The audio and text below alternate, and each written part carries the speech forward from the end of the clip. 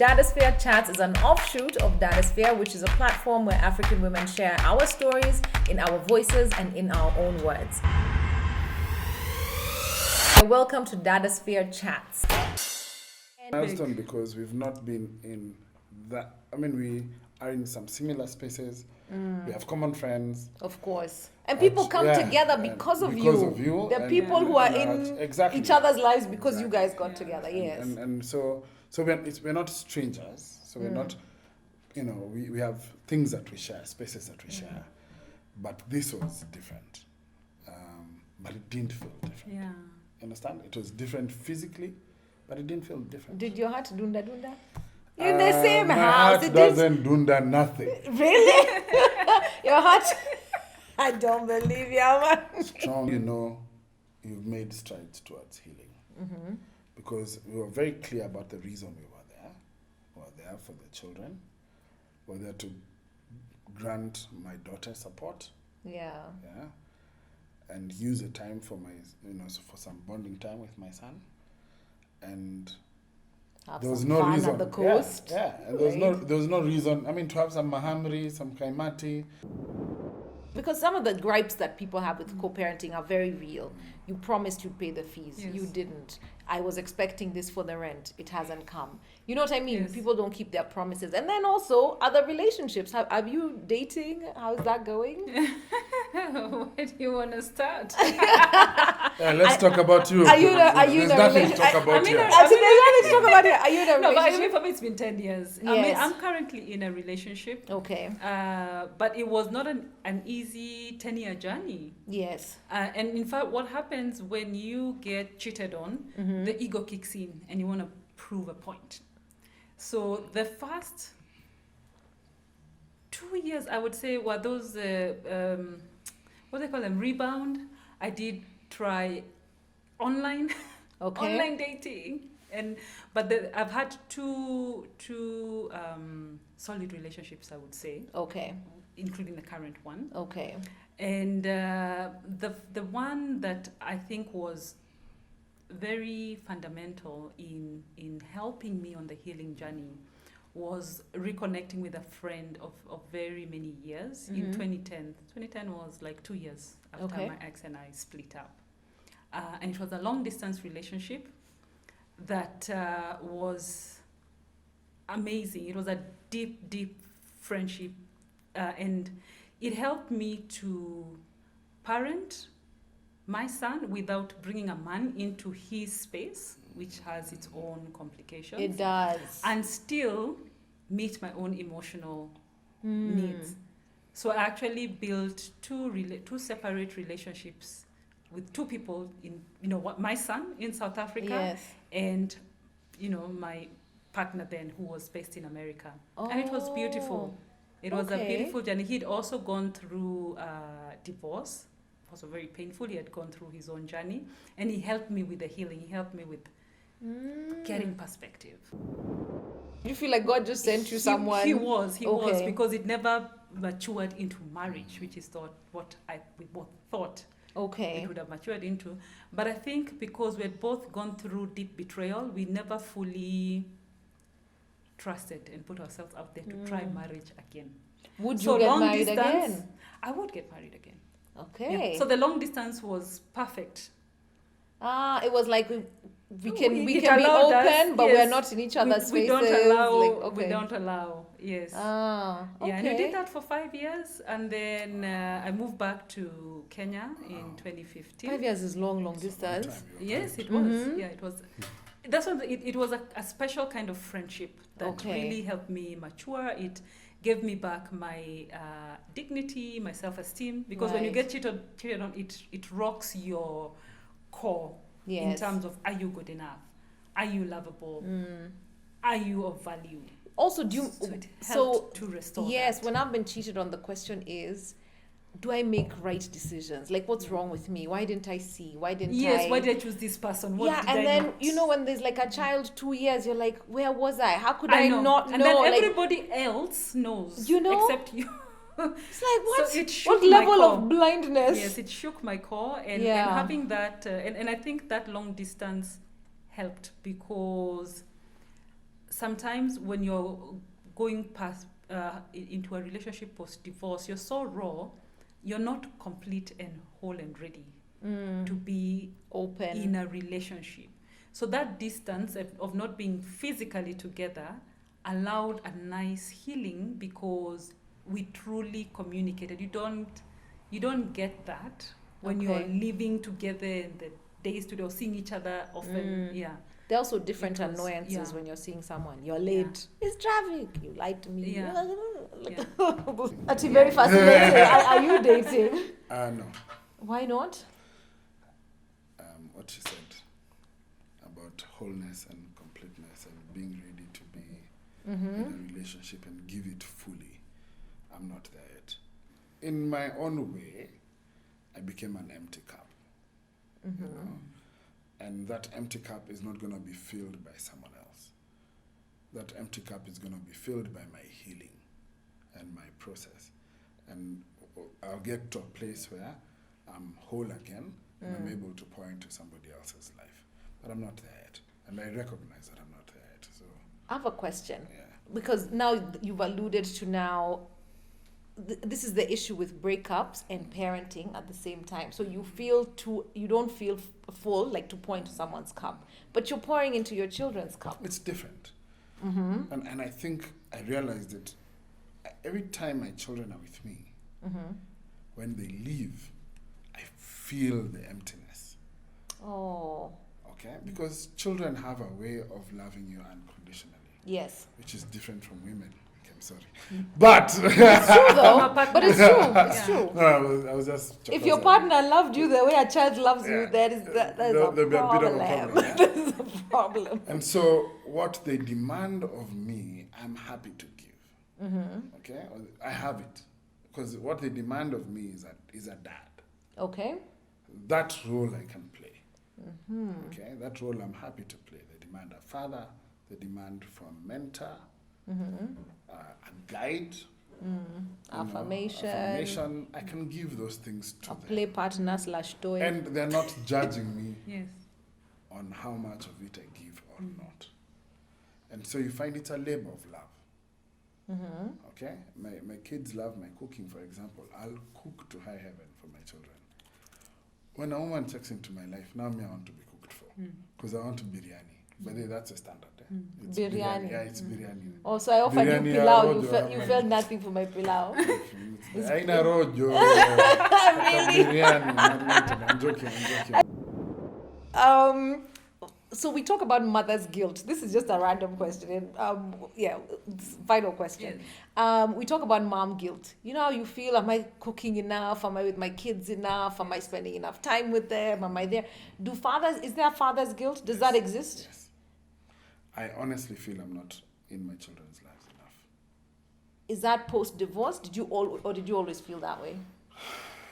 I think divorce or separation heightened it. And I realized in many ways I was actually now becoming a father that's overcompensating.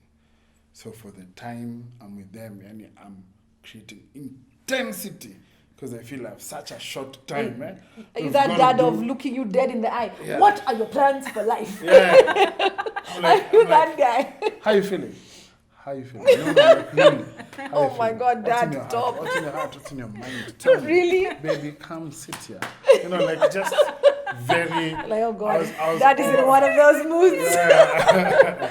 Of hugging you till you know. Yeah. I do that sometimes. My son is like, Mom, just hug, yani. So I have in some ways, overcompensated because I feel the guilt. I feel I'm not there enough. I don't live with them. They don't wake up seeing me every day.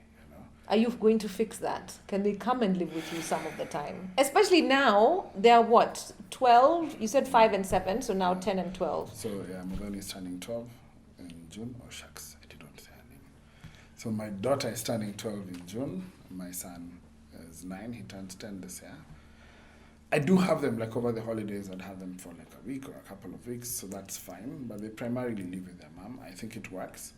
You don't want to do school time, 2 weeks with dad, 2 weeks with mom? I think that would destabilize them. I mean, there's some sense of stability with having a home that they go to every day. When she travels, because she does travel a lot, they come. And if she travels during school days, they come. Okay. And they stay with me for the period she's away. I mean, we've done 10 days, we've done 2 weeks, we've done a couple of days. How do you said you're in a stable, like a consistent relationship, right? You've been with this man for a while. He's met your son, I'm assuming. Yes. How do you introduce? When do you know? When's the right time? Tell me, I want to take notes. Do you? I was about to ask you if you've introduced anybody to you. No, I think for me the first one was difficult because I always worried about the kind of man that I will introduce to my son. So it's challenging. It's challenging. The one that I am in now, it's a fairly new relationship. It's not even a whole year. I'd gotten to the point where I've now separated myself from my son. Yeah, but I noticed with him, my current partner, he's going through how do I introduce my kids? Oh, he has children. He's also separated. It's a real through fear. divorce. It is. Yeah, so I went through that and I went past it because I realized there's my son, there's myself. These separate entities. And also my son and I have built a relationship where he sees me as a separate individual who also needs to have a personal life. Oh, but he's 16. The beauty of therapy. Older, and he's way older. But also the beauty of therapy is that he went for therapy, you went for therapy, so some things were explained. Yeah. But also age is an important thing. Sorry to interrupt. Because my kids also did therapy. Yeah. But I don't feel like they're ready for that conversation. Yeah. It's also shocking how much kids absorb. When my son was about 2, I was dating somebody. And we didn't even date for long. We very quickly, like within 2 months, maybe 3 months, realized this wasn't... It's not going anywhere. It's not going to work. But he picked me up a few times. My son saw his car. And, like he'd wait for me in the living room. I'm coming downstairs. We'll go for lunch or something. So we never actually went anywhere with my son. But he saw him, like a few times picking me up. And then he has this mat in his room, the letters of the alphabet. He was saying B for Baba and Sijui, C for Shosho and Sijui who, A for Anthony. Atia. 2. I know. Yes, no, they do. Because they're looking. I was so horrified. I was like, this is it. It's over.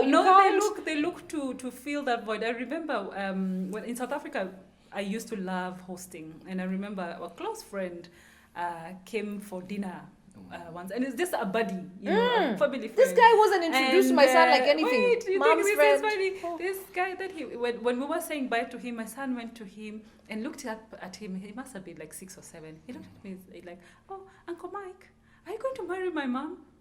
And there was nothing. Like it was just friends. We both stood in shock. We're like, huh? So that really frightened me at how much my son wanted to fill that void, and therefore that long distance relationship was a perfect arrangement. Okay. It's one of the reasons I'm slow on dating right now. Yeah. Because I ask myself, I feel like my children have just accepted this new status. This new reality. Okay. That's been 4 years, 5 years now. Adding a new dynamic now. But that's you. What about your partner, your co-parent? Do you discuss her personal life? Because I was watching, what's her name? Tamar Braxton was saying that she's dating a new person. Her and her husband are divorced. And her son will come into the bed with her and her new man. And there was a bit of an uproar online, like, "Aye, chick, it's too soon." The internet caught feelings. Yeah. But, and then Gwyneth Paltrow has a bedroom in her house with her new husband for her ex-husband because he has full access to his kids. They have an open door policy. He can walk in and out. So there are no rules. I was doing research. I'm like, there are no rules to this co-parenting thing. You became friends with the former mother-in-law. No formula. People are looking at you like, why is she doing this? But that's what's working for you. So you're continuing, right? I feel like for us, we've made the decision to do what's best for the children. Okay. And so I'm confident that her decisions will have the children's best interests as well. at heart, and I have full confidence in her in whatever decisions she makes. What if she makes a decision you don't like? We're in a good space, and let me say, when it comes to co-parenting, like, and that's why I said you parent from where you are, from who you are. You also must have room to have some conversations. Now, I can't live her life for her, and I will not speak for her. But like I said, I'm confident that even if she made a decision I did not like, she did consider the children. She's the mother after all. Okay. And so she lives her life. Final question. What have you done that flopped where you're like, oh, that was a mistake, and then now we'll finish? Oh gosh. In what? In the co-parenting, like maybe you tried something, you reached out to someone, you're like, not again, or you, I don't know, something. You've already kind of covered it, like you're saying overcompensating. I think for me it's the overcompensation. I mean, the first thing was when my daughter turned 7, 2 months, a month after I left. So immediately bought her a phone. 7? At 7. That was a mistake. You know? It's a cute one, but it's a mistake. But it was a mistake. Was it a Mulika Mwizi? No. Yo, you bought her a smartphone. I bought her a smartphone. What? Though, wait, before you judge me, you and the rest of the interwebs, we didn't activate any of the smart features because you know you still have to enter an email address, blah blah blah. Buy data, etc. So we didn't do that. So it was a Mulika Mwizi for all intents and purposes. She only used it for texting, SMS, and for calling. But I think at that age, that was a mistake. Yeah. And my friends tried to tell me, but I wouldn't hear of it because I'm like, I want my daughter to be able to reach me directly, you know. Yeah. So there's some of those decisions that I've made, you know, that were well intended. How do you backtrack that? Anyway, that's a whole other There's no backtracking. It's just now you work a rules, you box that phone. You take the life out of its ability, you know. You're like, this is a camera. Forget that there's a SIM card. Basically. So that's what we had to do. But thankfully, the mother was supportive as well. And so we were able to fix that as we go along. Okay. And you? I mean, I think you said you stopped sending your son here. Yeah, I think for me, now that I can look back in 2020 vision, the mistake I made when I used to, those first 2 years when I used to send my son to come to his stepmom's house, then whilst he was staying with them, we would have the tiffs on texting and abusing each other because there's, you know, so that definitely was not gonna work. Yeah. Yes, and then it leaves you feeling so vulnerable because you're fighting with someone, but she has your child.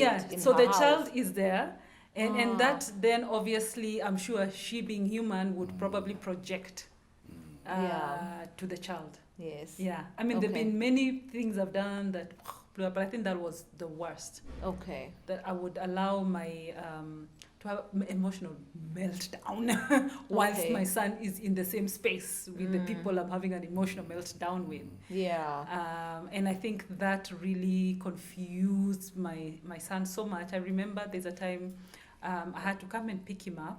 I can't remember, some drama. Anyway, we used to have drama. You don't even want to know. I remember coming to pick him up, and I went to their house. I was pissed off. My ex was supposed to have brought my son back to South Africa. And then he said, no, something came up, so you come. I said, okay. So I was pissed off. I'm like, I've had to rearrange my whole schedule, put work aside, got on a flight, midnight, 6 a.m., straight to their house. Went and took my son out, and it was a now tug of war. So there are 2 small kids, look at this, 2 adults fighting over the child. And then we drove home to my mom's house, and then my son sat and looked, he's like crying. He's like, you guys are breaking my heart. And I felt horrible. I said, what was that about? Yeah. And was it a grand act of love? I will get my son. And then he's just like, yeah, it was just totally immature and totally uncalled for and totally unnecessary. But at the time it was, I will show you, adults fighting, and that's when, so. Thank you so much, both of you. Amani, Rose, asanteni sana. Thanks for courageously and generously sharing. I don't think I've ever seen a show on co-parenting and people being so open about it. So thank you. Not at all. And then you're sitting on your couch and you're thinking, they should talk about this. So please share your topic ideas. Please share your guest ideas. valentine.njoroge@gmail.com. It sounded wrong. valentine.njoroge@gmail.com. Please share also your comments and your ideas. We'd love to hear from you. Thank you. Mwah.